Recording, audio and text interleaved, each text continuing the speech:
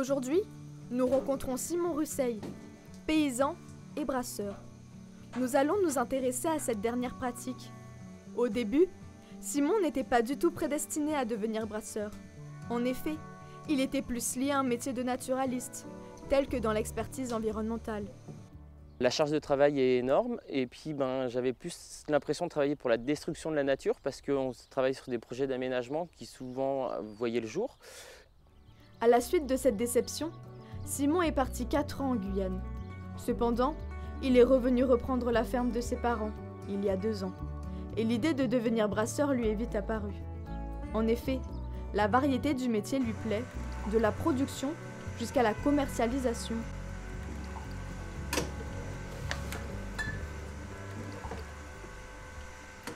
Pour faire de la bière, la journée de brassage, c'est à peu près 6-7 heures de travail. Donc brasseur, ça vient je pense que ça vient de ce geste-là, de vraiment de bien brasser pour bien mélanger les enzymes. Donc la première étape, c'est le concassage. Donc à partir de la graine d'orge, on va obtenir une eau sucrée, le mou. Pour arriver à ce mou, on va d'abord concasser l'orge en petites particules pour que ces enzymes aient un maximum de contact avec l'amidon. La seconde étape, qui est l'empâtage, on va mettre cette orge concassée dans de l'eau à peu près entre 60 et 70 degrés pour que les enzymes puissent s'exprimer du mieux possible pour qu'elles puissent dégrader cette molécule d'amidon en sucre. En 1h30, on va brasser. On va brasser à l'aide d'un fourquet. Donc un fourquet, c'est cet outil qui est une espèce de canne avec des trous pour qu'on puisse remuer énergétiquement et que ça se mélange bien pour pas que ça colle au fond. À la fin de l'empâtage, on obtient le mou. Le mou, c'est vraiment cette eau sucrée qu'ensuite on va filtrer. Donc là, c'est la troisième étape, la filtration. Au fond, on a un filtre et l'eau va passer à travers le malt et le filtre pour pouvoir ensuite aller dans une autre cuve. Dans cette cuve, il n'y a vraiment que le mou, c'est-à-dire cette eau sucrée qu'on va garder. Donc ça, c'est troisième étape, la filtration. La quatrième, c'est l'ébullition. Donc ce mou, cette eau sucrée, on va la porter à ébullition pour pouvoir enlever tous les germes, toutes les bactéries, en gros la stériliser, entre guillemets. Et c'est à ce moment-là qu'on va apporter le houblon amérisant. C'est un peu comme le thé, on va faire une infusion, on va mettre le houblon dans cette eau bouillante et ça va faire une infusion. Et c'est comme le thé, plus on le laisse bouillir longtemps et plus ça va devenir amer. Et là c'est pareil avec le houblon, plus on va le laisser bouillir dans ce mou et plus ça va devenir amer. Et à la fin de l'ébullition, donc on coupe le feu et là on va rajouter le houblon aromatique. Donc il faut savoir que le houblon, il y a plein d'arômes dans le houblon, il existe 250 variétés de houblon différentes avec toutes ces spécificités et ces arômes différents. Comme ce sont des arômes qui sont très volatiles, on les vraiment met à la fin de la coupure du feu. Donc on met le houblon et pendant 10 minutes, on va le faire infuser. Et donc là le mou va se gorger des arômes apportés par le houblon. Une fois que le houblon a bien infusé, il va y avoir la cinquième étape qui est le refroidissement.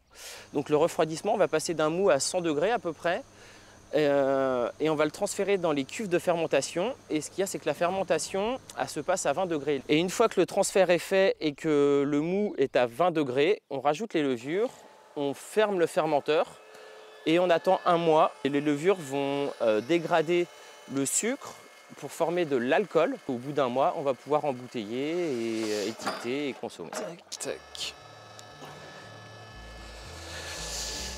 Et là, ça c'est good. Ouais, c'est bon. Merde.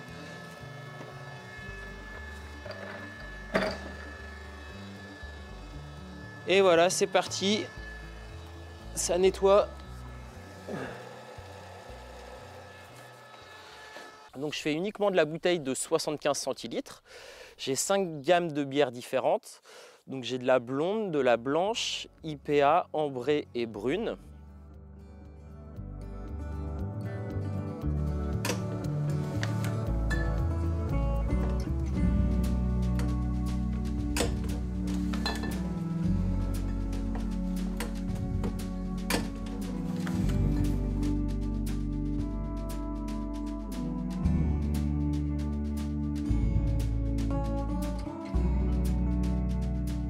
Aujourd'hui, Simon achète son malt et son houblon non loin de chez lui. Alors la bière, je travaille surtout avec les petits commerces des communes, que ce soit les Spars, les Vival.